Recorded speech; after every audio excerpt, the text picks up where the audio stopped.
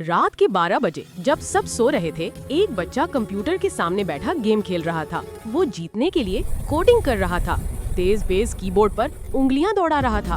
फिर अचानक उसने एक ऐसी की दबा दी जो कभी दबनी नहीं चाहिए थी, और अगले लम्हे रोशनी की एक लहर उठी और वो सीधा कंप्यूटर के अंदर चला गया। आंख खुलती है तो वो हैरान, सामने पिक्सेल्स की दुनिया, चारों तरफ रोबोट्स, कलर्स और कोड उड़ रहे हैं। ये दुनिया वाकई कोडिंग से बनी थी। हर गलत कोड एक खतरा था। फिर अचानक एक आवाज गूंजती है, एक्सेस डिनाइड। सामने आता है ग्लिच मॉन्स्टर जो सब कुछ डिलीट करना चाहता है। बच्चा डरता नहीं, जल्दी से कीबोर्ड पकड़ता है और कोडिंग शुरू कर देता है।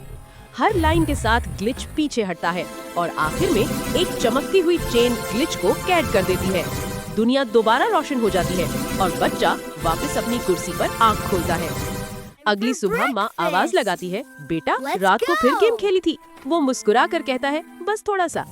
अगर आपको वीडियो पसंद आई हो तो लाइक जरूर करें और सब्सक्राइब का बटन दबाना मत भूलना, क्योंकि अगली बार छोटा हैकर लेकर आएगा एक और जबरदस्त कहानी।